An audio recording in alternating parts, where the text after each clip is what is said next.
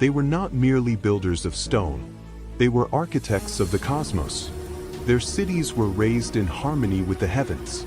Pyramids aligned with the movements of the sun, the moon, and Venus. Every stairway, every temple, every shadow cast across stone carried both scientific precision and sacred meaning. While much of the ancient world struggled to measure time, the Maya echoes of time. Deep within the Maya echoes of time.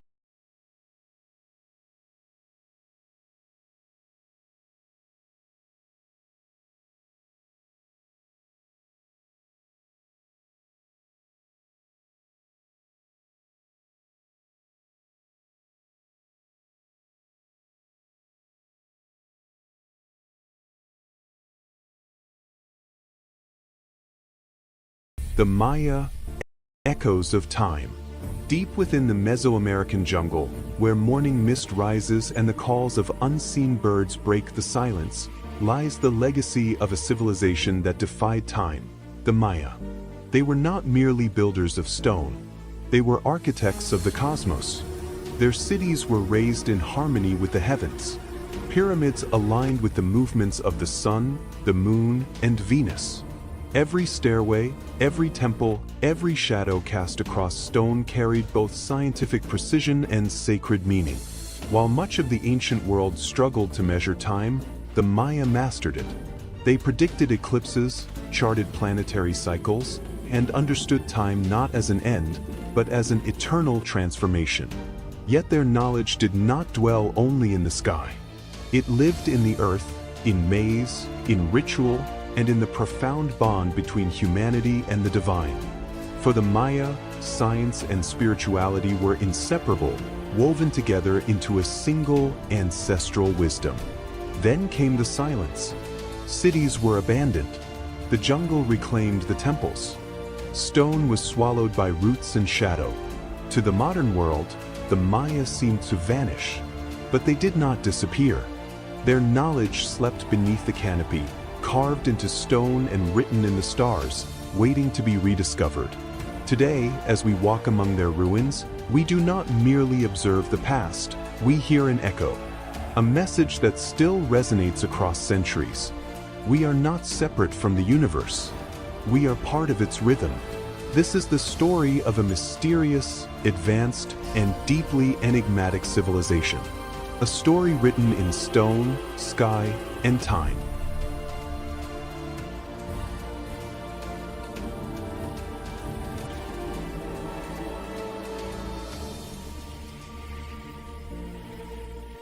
It began within hours. In Caracas, the dead rose and the city collapsed. Streets flooded with zombies, buildings burned, and screams were swallowed by smoke. No local force could stop the spread. From the sky, cutting-edge military helicopters tore through the clouds. Elite US forces deployed into the city, turning avenues and plazas into war zones. Gunfire echoed endlessly, yet the zombies kept advancing. As night consumed the capital, one truth became undeniable. Caracas could no longer be saved, only contained. When the helicopters pulled back, a final message remained clear. Caracas was not the end. It was the beginning.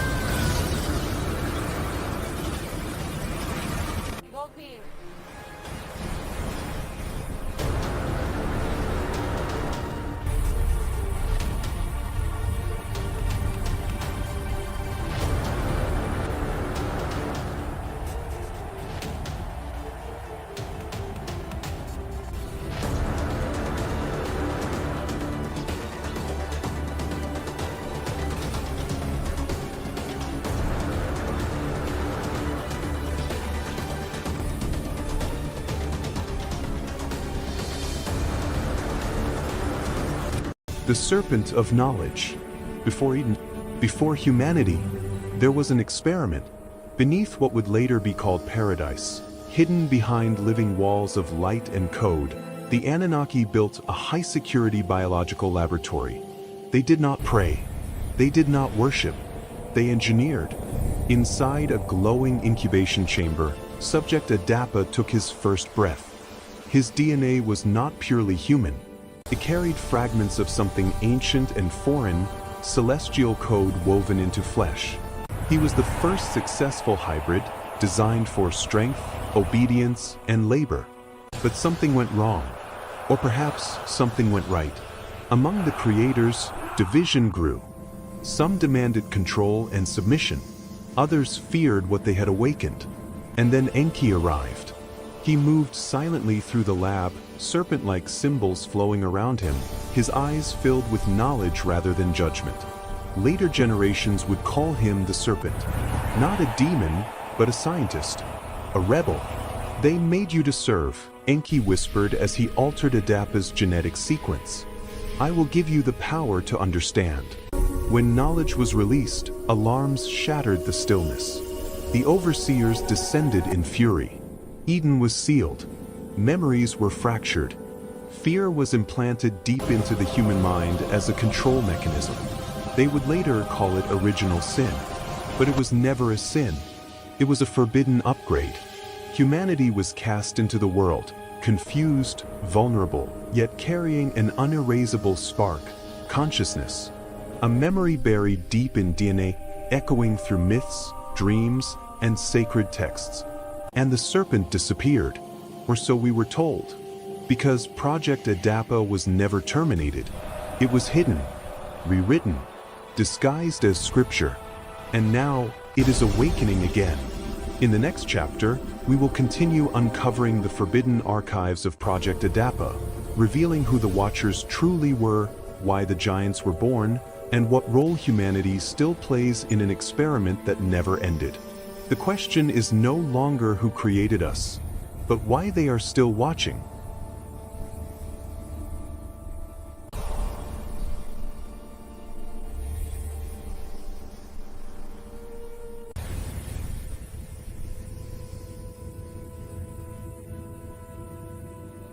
"12 legions unseen." The night was heavy in Gethsemane. Torches cut through the darkness as soldiers advanced, armor clanking, hands tight around swords. Betrayal stood at the front, a kiss still warm in the air. Fear moved among the disciples like a storm about to break. One blade flashed. Steel rang as Peter struck, and blood fell to the ground. The moment shattered the silence, and in that instant, the world held its breath. Jesus did not run. He raised his hand, and the violence stopped. His eyes lifted not in fear, but in certainty, toward a sky that looked silent, yet was anything but. For beyond the veil of night stood armies unseen. Legions upon legions of angels waited, wings folded, weapons of fire restrained by a single command. At one word, the earth would split. At one breath, the soldiers would fall like dust. Heaven itself was poised to descend. And he knew it. "Do you think I cannot call on my Father?" he said calmly. "And he will at once put at my disposal more than 12 legions of angels?" The soldiers laughed, unaware how close they stood to annihilation. But no command came. The angels did not move. Power chose restraint. Authority chose surrender. Love chose the cross. Jesus lowered his hand and stepped forward, allowing himself to be bound, not because he was weak, but because he was obedient. Not because heaven was silent, but because heaven was waiting. The angels watched as their king was led away. And the universe learned a truth greater than force. The greatest power is not the ability to destroy, but the strength to save at any cost.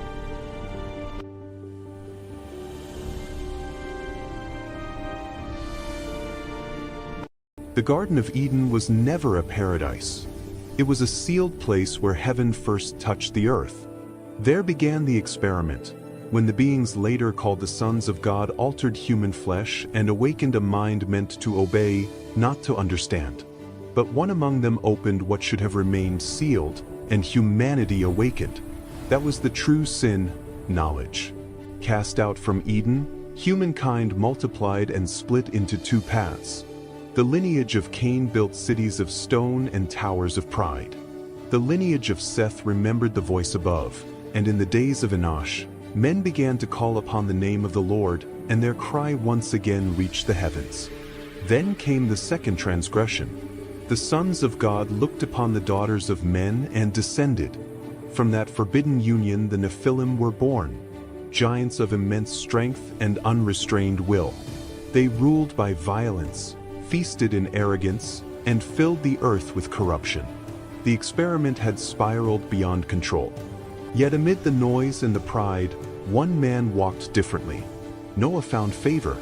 While giants laughed and crowds mocked, he listened and obeyed.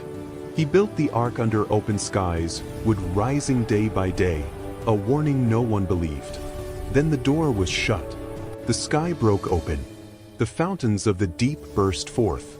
Towers fell, giants were swallowed, and the world that had crossed forbidden boundaries was erased by water. The flood was not only destruction, it was containment. When the waters withdrew, the earth stood silent. The giants were gone. The heavens were distant once more. But the experiment continued, this time with a warning written into the memory of the world. Whenever heaven and earth unite in pride, creation itself rises to restore the boundary. And that ancient story, though buried beneath water and time, has not yet reached its end.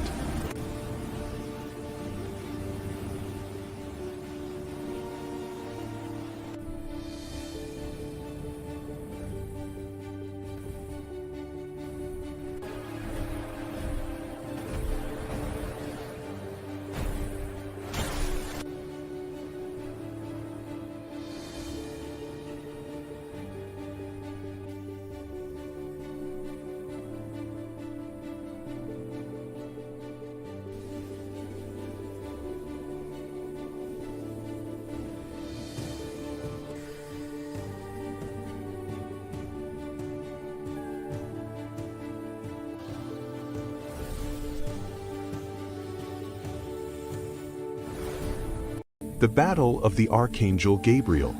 In Babylon, the prophet Daniel prayed with a troubled heart. He fasted, seeking answers for his people, and for days the heavens seemed silent. But the silence was not absence. It was war. From the moment Daniel began to pray, God answered and sent the Archangel Gabriel with a divine message.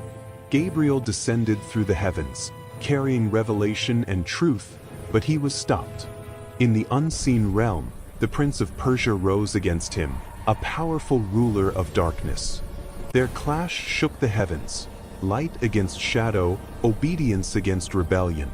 For 21 days, the battle raged, mirroring Daniel's fasting on earth.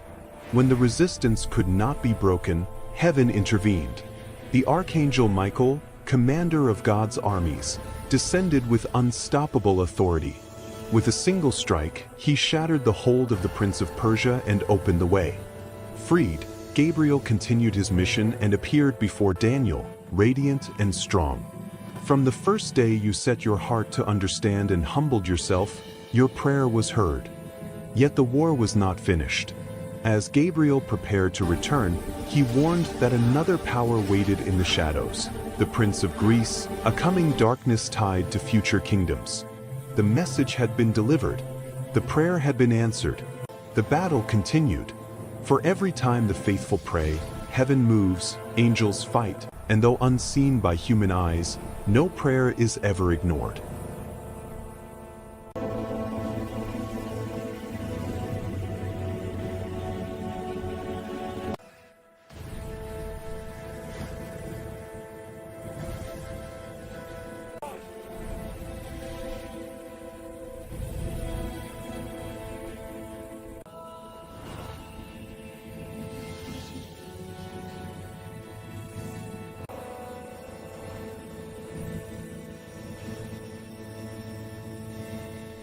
Under the broom tree, the desert showed no mercy. The sun burned high above, and the silence pressed heavily on the land. The prophet Elijah, exhausted from the long journey and the weight of his calling, finally collapsed beneath a solitary broom tree. His strength was gone. His spirit felt empty. "Enough, Lord," he whispered. "Take my life." There, between sand and shadow, Elijah fell into a deep sleep, overwhelmed by weariness and despair. Then a gentle touch awakened him. An angel of the Lord stood beside him, not with judgment, but with compassion. The angel spoke softly, "Get up and eat." Beside Elijah lay freshly baked bread and a jar of water. He drank and lay down again. A second time, the angel touched him and said, "Get up and eat, for the journey is too much for you." Strength returned not only to Elijah's body, but to his soul. He rose and began to walk. For 40 days and 40 nights, he traveled through wilderness and silence, until he reached Mount Horeb, the mountain of God. There, Elijah understood that he had never been alone. And so it is with us. There are moments when the road feels endless, when our strength fails and our hearts grow weary. But the Lord does not abandon us beneath the broom tree. He comes near, gives us what we need, and walks with us, until we are strong enough to continue. You are not alone. You never have been.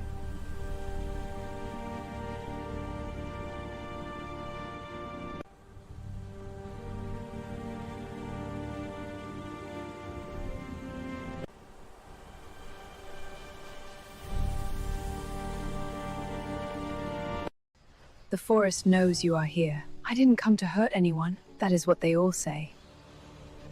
You must be cautious. I sense great power in this meat. You walk on living ground.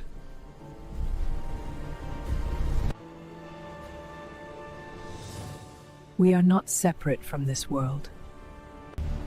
Weapons hot, eyes open. This planet is watching us. Sir, the ground is glowing. You walk on living ground, metal beings. We're not here to fight. Captain, they're everywhere. Your fear shines louder than your weapons. This planet reacts like a nervous system. Then we're cutting deep. The Sky Invaders do not listen. Then the world must answer. I was trained to destroy, not to feel this. Now you hear the planet breathe. Command orders full strike. There are villages out there! Defend the heart! They're everywhere! You have killed a memory older than your stars.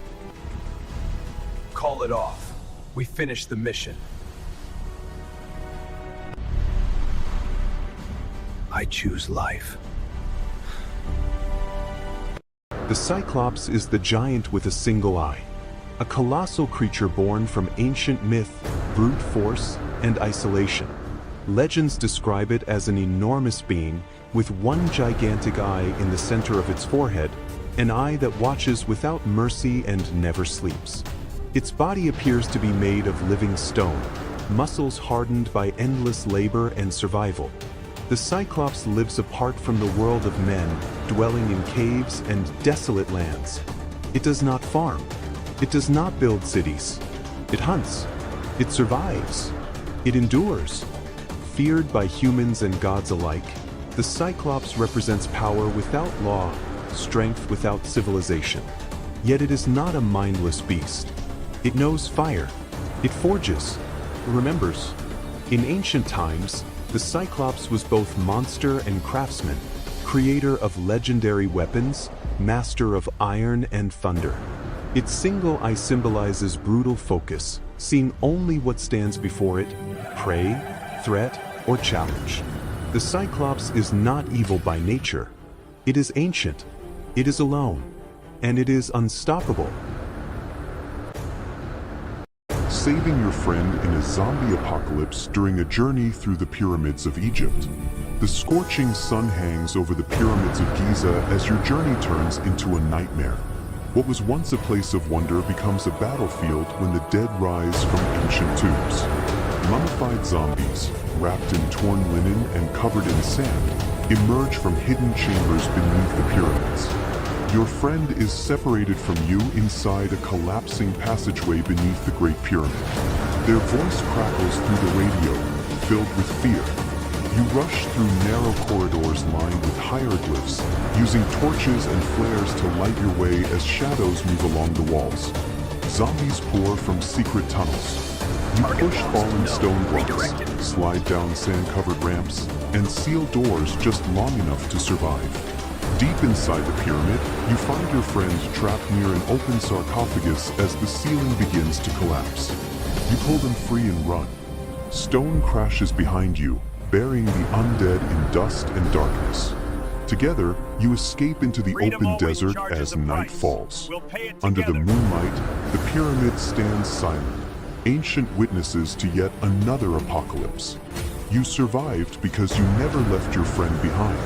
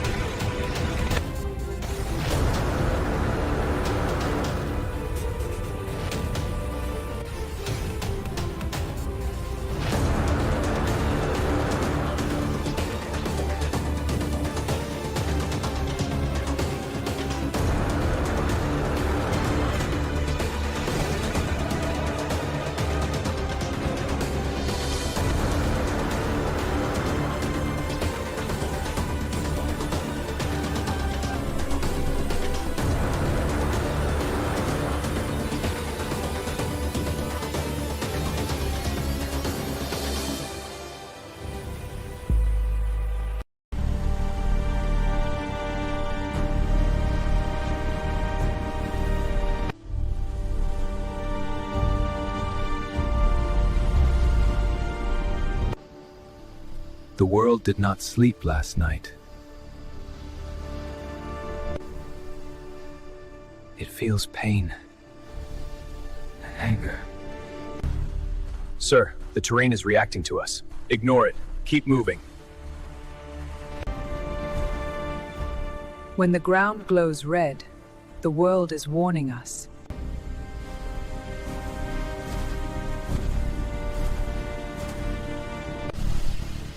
Increase extraction speed. The planet doesn't like this. It's responding. Is this the planet doing this? No, this is the planet waking up. A guardian has risen. That thing wasn't on the scans! Target it. Do not fire. If we shoot, we start a war. Then we finish it fast. You were warned. Long before humanity, before even the first upright hominids walked the Earth, this planet was home to a non-human civilization, Atlantis. Its inhabitants were not human. They were reptilian humanoids, genetically advanced beings descended from an intelligence that arrived from the cosmos in a forgotten age. They did not conquer Earth, they selected it. Their biology was engineered for a young, unstable planet rich in geothermal and cosmic energy. Atlantis was not primitive. It was futuristic even by modern standards. Its cities floated partially above the ocean, held in place by planetary energy fields drawn from Earth's core.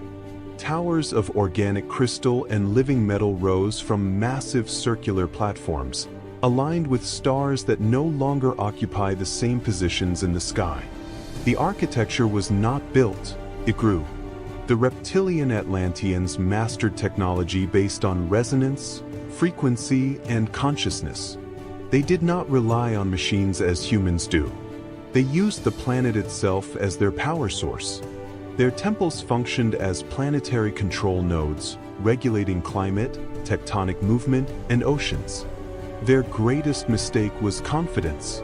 By manipulating planetary and cosmic forces, they disrupted the balance that sustained them. Earth's core destabilized. Oceans rose. The global energy network collapsed. In a single day and night, Atlantis fell. The island fractured. Cities sank slowly as energy fields failed one by one. Some Atlanteans escaped, some into the deep ocean, others into subterranean sanctuaries, and a few left the planet entirely. When humans emerged millions of years later, they found no visible ruins. Only myths, only serpent gods, only echoes buried beneath the sea. Atlantis was never a myth. It was Earth's first civilization, and its destruction was a warning humanity has yet to understand.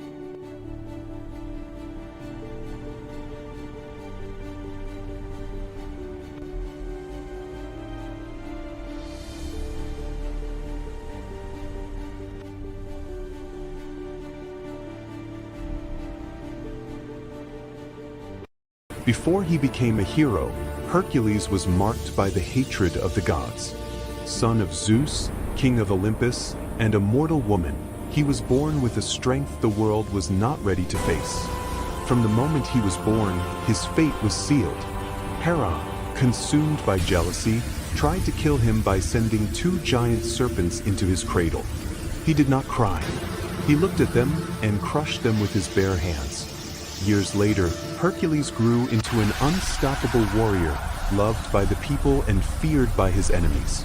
But tragedy struck when Hera, in a final act of cruelty, clouded his mind. Driven mad, Hercules committed the greatest sin of his life. He destroyed the ones he loved most. When the madness faded, only silence remained and guilt. Broken and desperate for redemption, Hercules begged for punishment. The gods answered with a sentence: 12 impossible labors, trials no man should survive. He slew the Nemean lion, whose hide could not be pierced. He defeated the Hydra, cutting off heads that grew back stronger. He descended into the underworld and returned alive, dragging the fearsome Cerberus into the light. Every battle bled him. Every victory brought him closer to death and closer to legend. In the end, Hercules was no longer just a man of strength.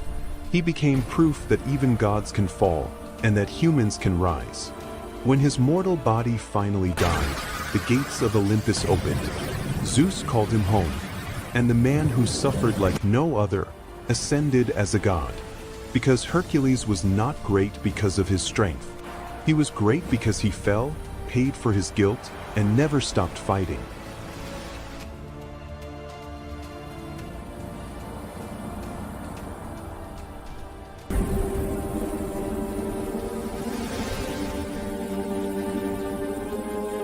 In an age ruled by corrupt kings and false gods, Elijah appeared without warning, no royal blood, no army at his side. He stood before King Ahab with a voice that burned like fire and spoke an impossible judgment. There will be no rain or dew except at my word. And the sky obeyed. The land cracked. Rivers dried. Fear spread through the kingdom. While the people searched for answers, Elijah vanished into the wilderness. There, when food and water no longer existed, God sustained him through ravens, bringing bread and meat day after day. Faith became survival. But the greatest test was yet to come. On Mount Carmel, Elijah stood alone against 450 prophets of Baal. One man versus hundreds. Two altars. Two gods. One eternal question: who is the true God? The false prophets shouted, danced, and cut themselves, but nothing happened. Silence. Then Elijah rebuilt his altar, soaked it with water, when water was more precious than gold, and prayed once. Fire fell from heaven. Flames consumed the sacrifice, the stones, and even the dust. The people fell to their knees. Power was exposed. Truth was undeniable. Yet even after victory, Elijah faced fear, exhaustion, and despair. He fled, hid in a cave, and asked to die. And there, God did not come in the earthquake, or the wind, or the fire, but in a gentle whisper. Elijah learned that true strength does not always roar. Sometimes, it guides quietly. His story did not end in death. It ended in ascension. A chariot of fire descended from the heavens, and Elijah was taken alive, wrapped in flame and wind, leaving behind a legacy that still burns. Elijah was not just a prophet. He was a warning, a voice against power, a man who walked between heaven and earth, and was claimed by heaven itself.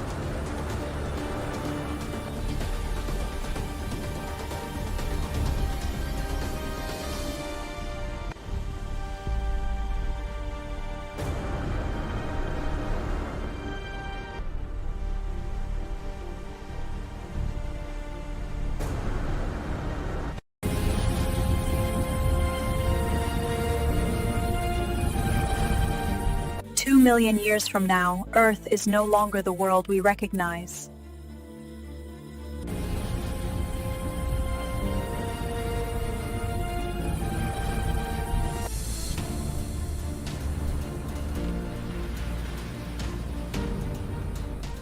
In scorched deserts, colossal creatures evolved to survive extreme heat and radiation.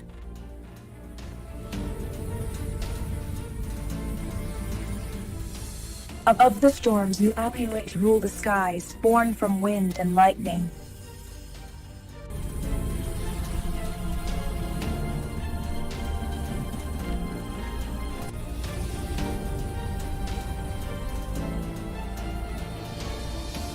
In the darkest oceans, life grew larger, slower, and more ancient than ever before.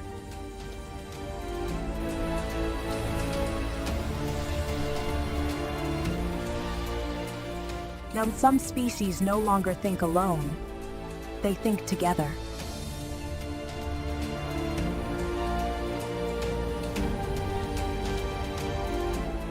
This is science fiction. This is fun. Given time, holds.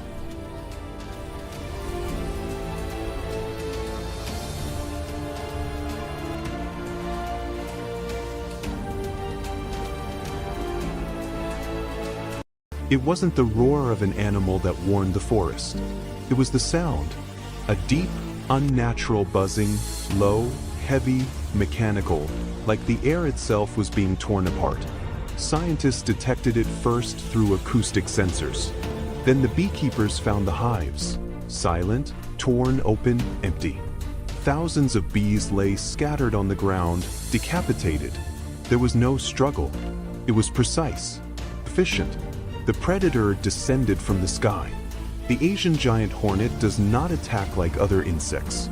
It executes. Its massive orange head houses mandibles that don't sting, they cut. In minutes, a single hornet can erase an entire colony. Not for hunger, for dominance. When the first video surfaced, no one wanted to believe it. The insect was too large, too fast, too perfect. Its wings sounded like engines. Its stinger looked like a living spear. It didn't retreat.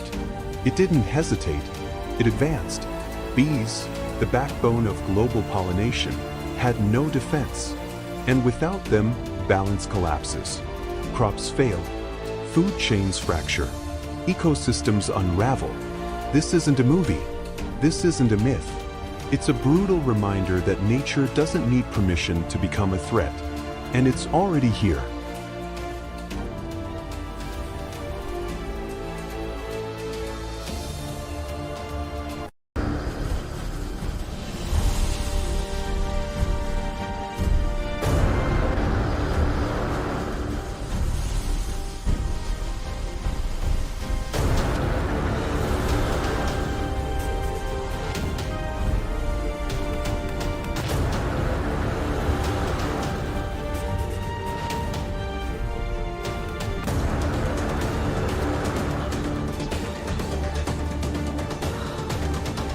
The creatures left outside the ark.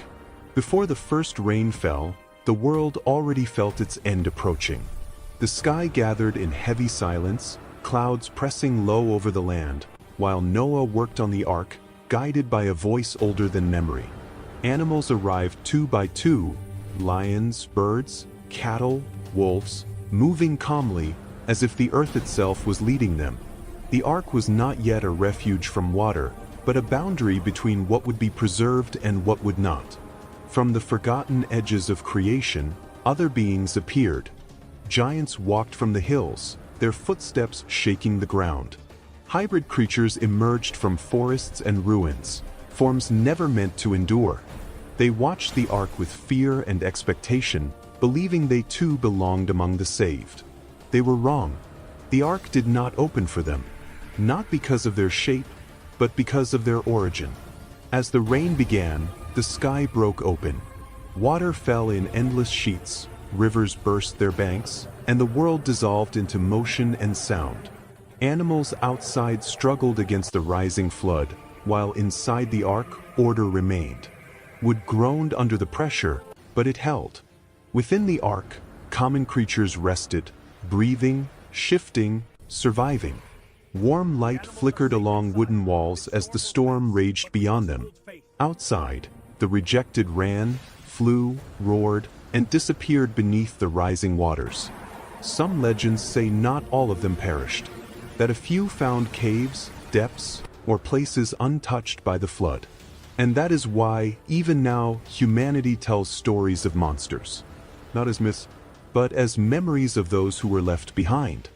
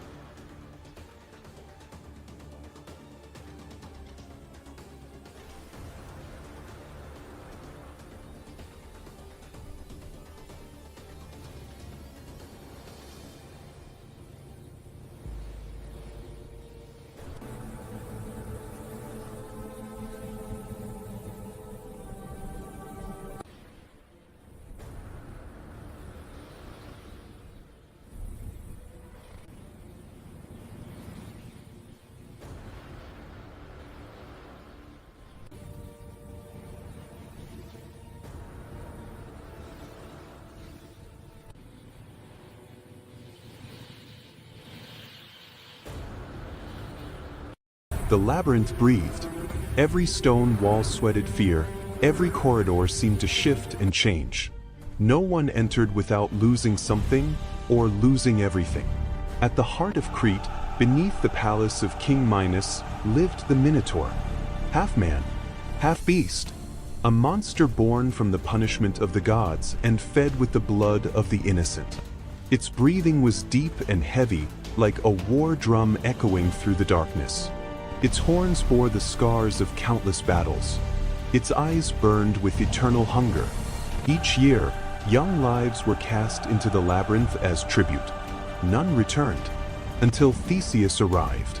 He did not enter as a victim, but as a hunter. Son of a king, yet armed only with a sword, courage, and a vow to end the terror. Ariadne, bound by her father's fate, gave him the thread. It was not merely a path to escape, it was an act of defiance against fear. Theseus tied it to his wrist and descended. Darkness swallowed him. Endless corridors. Silence broken only by distant dripping. And then the sound. A heavy another, hooves striking stone.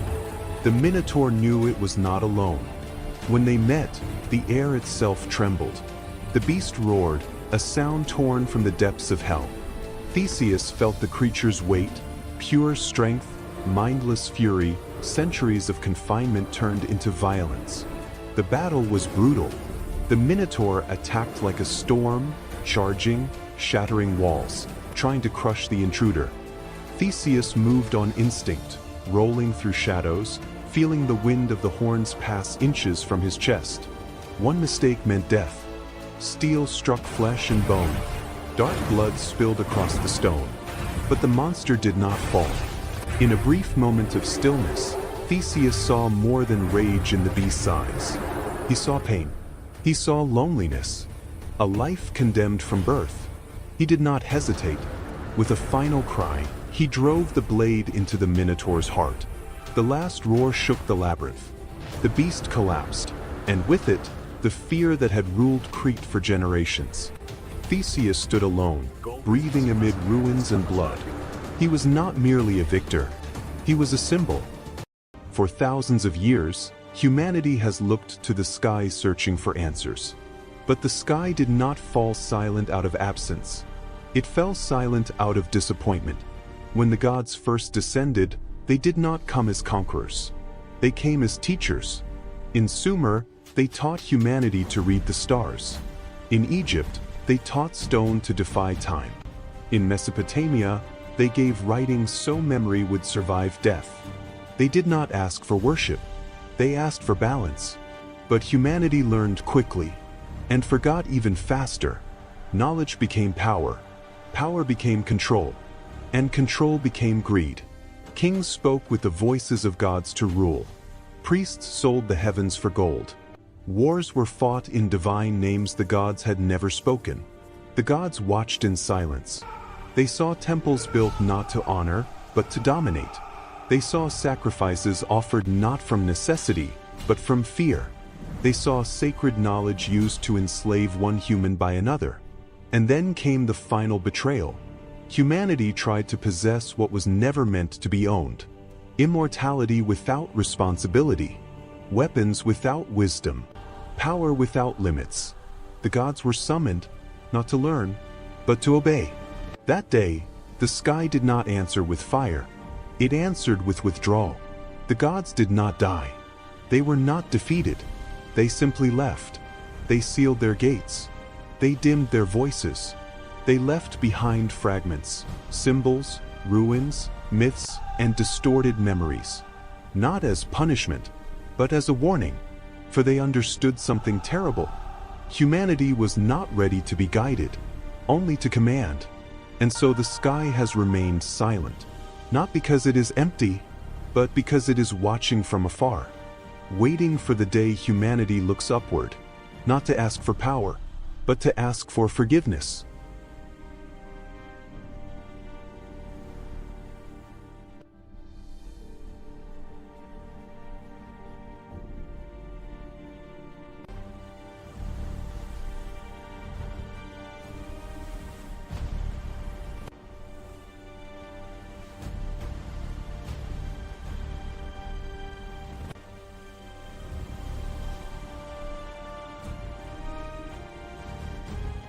The Garden of Eden was never a paradise. It was a restricted zone. What ancient texts later described as rivers of life and sacred trees were, in reality, energy conduits, biodomes, and genetic control systems.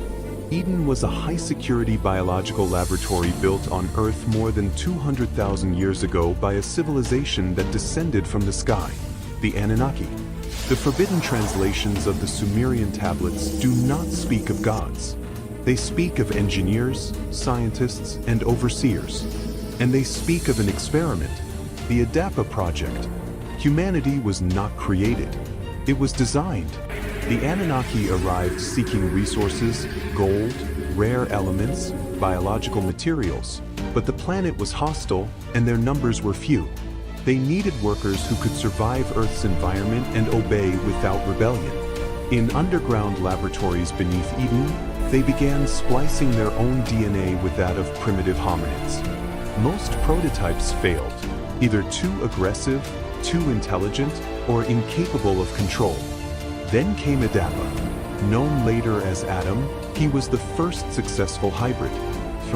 Intelligent, curious, but his genetic code contained a deliberate limitation, a neural restriction that suppressed independent thought, curiosity, and defiance. Fear was embedded into his biology. Adapa was not born free. He was programmed. Kai, the serpent. Not all Anunnaki agreed with the project.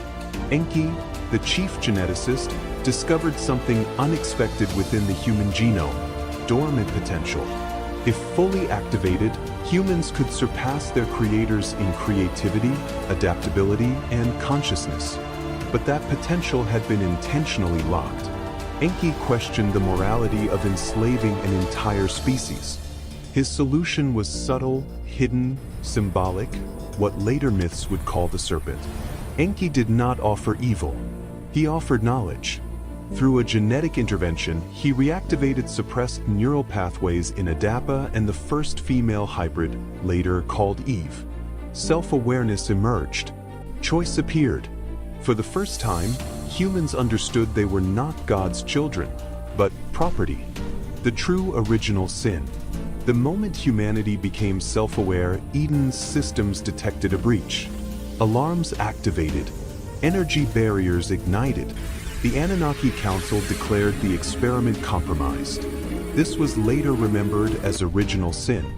Not disobedience, but awakening. To prevent rebellion, the Anunnaki initiated an emergency genetic rollback. Shortened lifespans, amplified fear responses, emotional dependency, and a deep psychological need to worship higher beings. Humans were expelled from Eden not as punishment, but because the laboratory was no longer secure.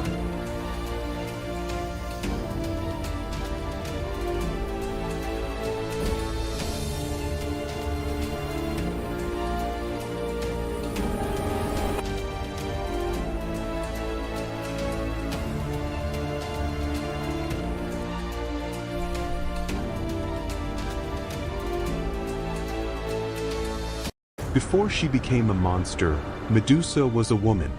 In ancient Greece, when gods walked among mortals and divine decisions shaped human destiny, Medusa was known for her extraordinary beauty. Her hair shone like gold in the sunlight, and her presence inspired admiration, not fear. She was a young priestess in the temple of Athena, goddess of wisdom and justice, bound by a vow of purity and devotion. But the gods did not always protect the innocent. Poseidon, god of the sea, desired Medusa. One night, inside Athena's sacred temple, he violated her. The crime took place where holiness should have guaranteed safety. When Athena discovered what had happened, her anger did not fall upon the god who committed the act, but upon the mortal woman who had no power to resist. Whether from pride, rage, or divine cruelty, Athena chose punishment over mercy. Medusa was transformed.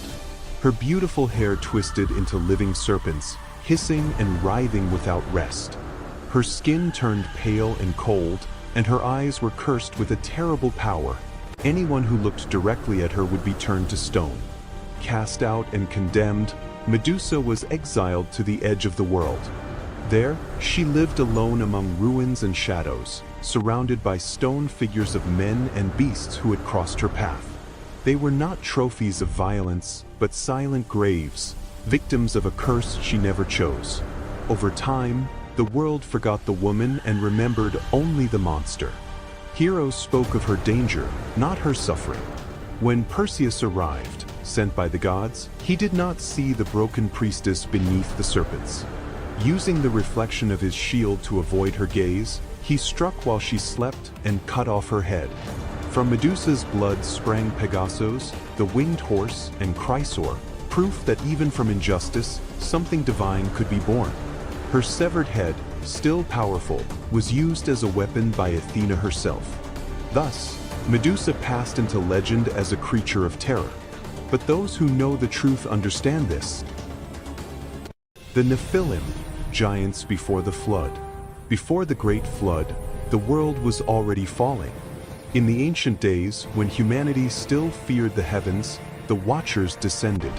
They were not sent as messengers, but fell by their own will, powerful angels who abandoned their place and crossed an eternal boundary.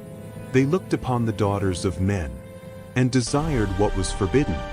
From that union came the Nephilim, giants of overwhelming strength. Their footsteps shook the earth and their voices thundered across the land. Where they walked, men fled. Where they ruled, mercy vanished. They built massive cities, raised stone thrones, and declared themselves gods among mortals. Their hunger was endless. Their pride knew no limit. War spread across the earth, blood stained the soil. Violence became law, and creation itself groaned beneath their rule. What was meant for life was twisted by corruption. From the heavens, judgment was pronounced. The Watchers were condemned and bound in darkness, but the Nephilim remained, defiant, mocking the coming destruction. They laughed at warnings and trusted in their own strength. Amid this world of giants and ruin, Noah walked in quiet obedience. While the Nephilim feasted and humanity mocked, he built an ark beneath clear skies, guided by a voice only he obeyed. Then the day arrived. The sky broke open. The fountains of the deep burst forth. Rain fell without mercy, oceans rose, and the earth trembled. The giants ran, fought, and roared, but even their power could not stand against the waters. Towers collapsed. Cities vanished. The Nephilim were swallowed by the flood. When the waters finally withdrew, the world stood silent. The giants were gone, but their memory remained.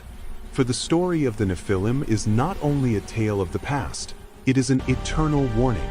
When pride rises above the heavens, creation itself will rise to restore the boundary.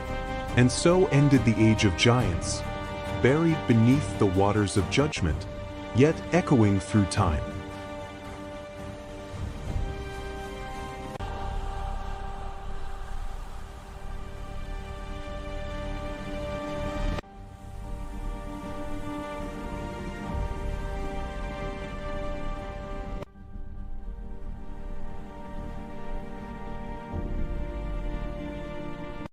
The story you know was not passed down intact. It was edited, not by mistake, but by necessity. From the beginning, there were texts that could not survive because they did not teach obedience, but awakening.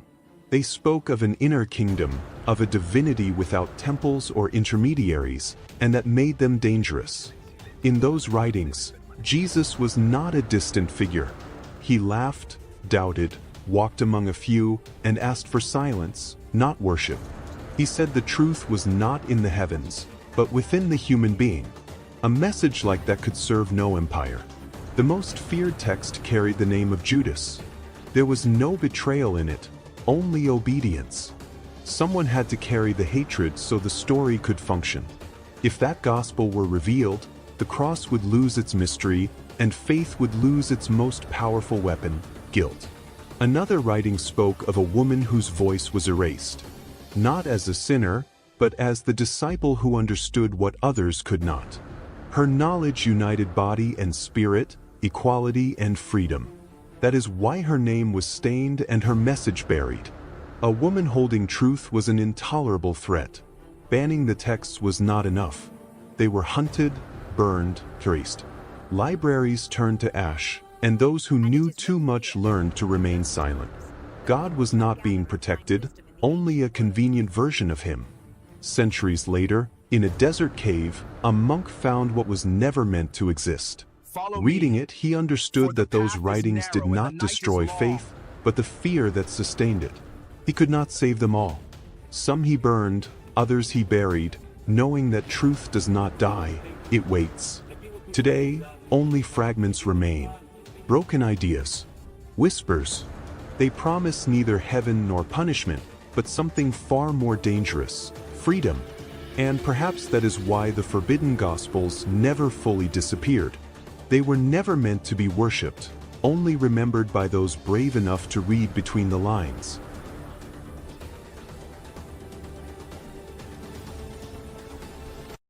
Las criaturas que no entraron al arca. Cuando el cielo aún no había llorado su primer diluvio, el mundo ya temblaba. Las nubes se reunían como ejércitos y la tierra sentía que algo definitivo estaba por ocurrir. Noé construía el arca en silencio, siguiendo una voz que no pertenecía a este mundo. A su alrededor, los animales llegaban en pares, obedientes, guiados por un instinto antiguo. Pero no todos fueron llamados. Desde los rincones olvidados de la creación comenzaron a aparecer otras criaturas. Los rechazados. Primero llegaron los Nefilim, gigantes de sangre mezclada, hijos de dioses antiguos y humanos. Su sombra cubría la tierra. Intentaron subir al arca, convencidos de que también eran parte de la creación. Pero el arca no se movió. La madera crujió y permaneció cerrada. Luego surgieron las quimeras, cuerpos de león, serpiente y ave, rugiendo de miedo más que de furia. Suplicaron con ojos que nunca habían conocido la compasión. El viento respondió por Noé, no había lugar para ellas. De los bosques emergieron los hombres bestia, licántropos, sátiros, criaturas nacidas del caos y la avaricia humana. Ellos no fueron creados para preservar la vida, sino para deformarla. En los cielos, los dragones antiguos giraban en círculos, sabios y terribles. Uno descendió, su voz como trueno. ¿También nosotros seremos olvidados? La respuesta fue el silencio. La razón del rechazo. No fue por su forma, fue por su origen. Estas criaturas no nacieron del equilibrio, sino del abuso del conocimiento, de pactos rotos, de la soberbia de dioses menores y humanos que jugaron a crear vida. El arca no era un refugio para todo lo que existía, sino para aquello que podía empezar de nuevo. El diluvio. Cuando cayó la primera gota, el mundo gritó.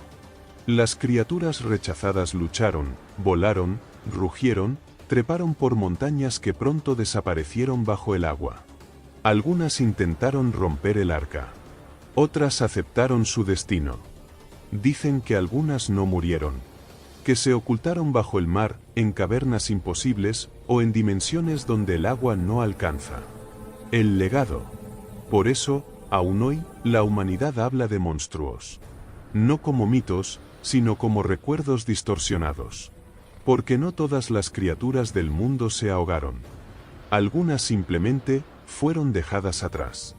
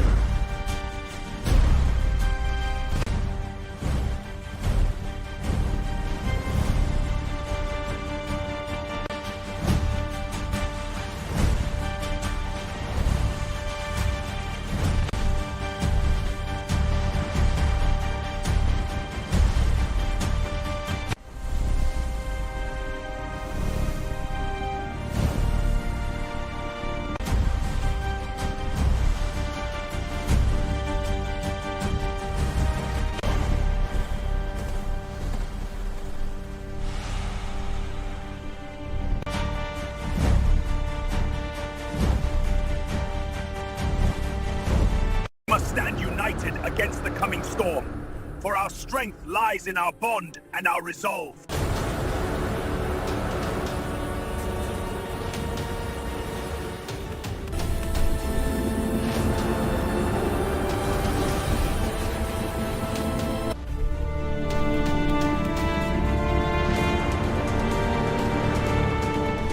La era de hielo no fue solo un tiempo de frío. Fue una prueba absoluta para la humanidad. Gigantescas capas de hielo cubrían gran parte del planeta. Los vientos eran constantes y mortales. Los inviernos parecían eternos y los veranos apenas ofrecían alivio. La Tierra no perdonaba errores. Los humanos sobrevivieron porque aprendieron a adaptarse. Se movían en pequeños grupos, siguiendo a los grandes animales, mamuts, bisontes, renos. Cada cacería era una decisión de vida o muerte. Sin éxito, no había alimento. Sin refugio, no había mañana. El fuego se convirtió en sagrado. No solo daba calor, sino esperanza. Las pieles eran armaduras contra el frío.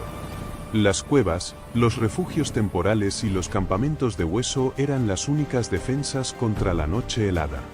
Pero el mayor peligro no era el clima. Eran los depredadores. Leones cavernarios, lobos gigantes y osos de cara corta competían por las mismas presas. El ser humano no era el más fuerte ni el más rápido. Sobrevivió porque cooperó, porque comunicó, porque planeó. Durante la noche, las historias mantenían viva la memoria del grupo. Enseñaban rutas, advertían peligros y transmitían conocimiento. Así nació la cultura, como una herramienta de supervivencia. La era de hielo moldeó al ser humano. Lo hizo resistente. Lo hizo ingenioso. Y lo preparó para heredar la tierra. Fear will kill more than the dead. We move together. No one fights alone.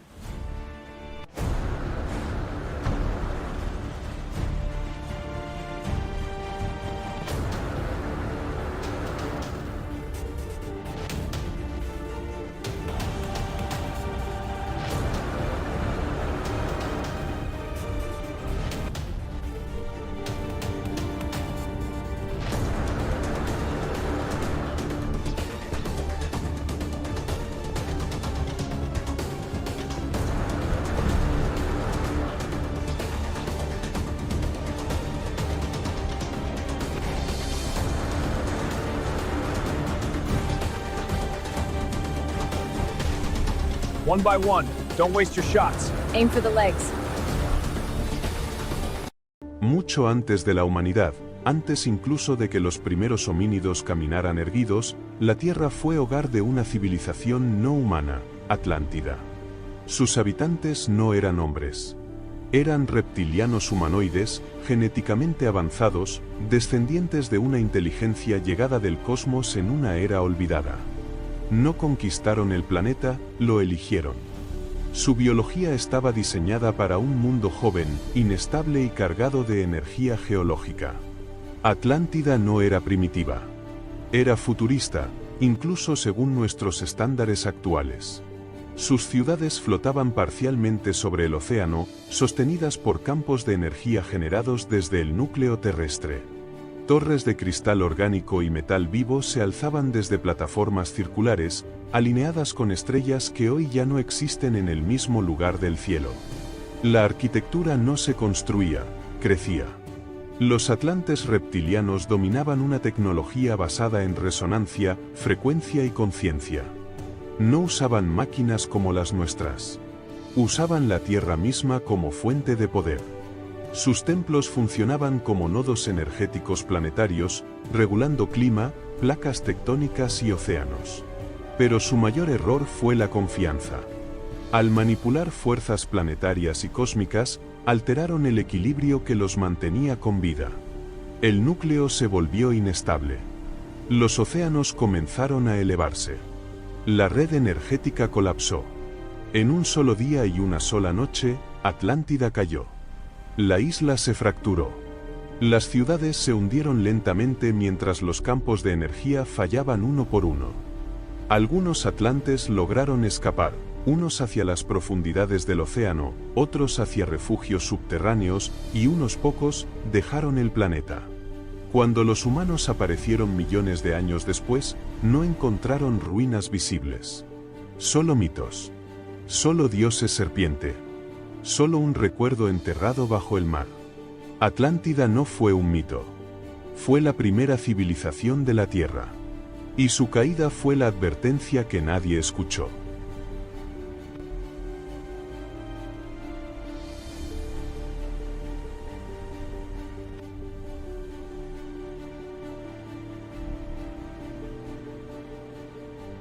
No fue el rugido de un animal lo que alertó al bosque. Fue el sonido. Un zumbido grave, profundo, antinatural, como si el aire mismo estuviera siendo cortado. Los científicos lo detectaron primero en los sensores acústicos. Después, los apicultores encontraron las colmenas, silenciosas, abiertas, vacías. Miles de abejas decapitadas en el suelo. No hubo lucha. Fue una masacre precisa. El responsable descendió del cielo. El Asian Giant Hornet no ataca como otros insectos. Ejecuta. Su cabeza anaranjada es grande, sus mandíbulas no pican, cortan. En minutos, una sola avispa puede destruir una colonia entera. No por hambre, por dominio. Cuando apareció el primer vídeo, nadie quiso creerlo. El insecto era demasiado grande, demasiado rápido, demasiado perfecto. Sus alas parecían motores, su aguijón una lanza viva. No huía, no dudaba, avanzaba. Las abejas, responsables de gran parte de la vida vegetal del planeta, no tenían defensa. Y sin ellas, el equilibrio se rompe. Cultivos, alimentos, ecosistemas completos. Esto no es una película. No es una leyenda. Es un recordatorio brutal de que la naturaleza no necesita permiso para convertirse en una amenaza. Y ya está aquí. En el corazón de Creta, bajo el palacio del rey Minos, vivía el Minotauro. Mitad hombre, mitad bestia. Un monstruo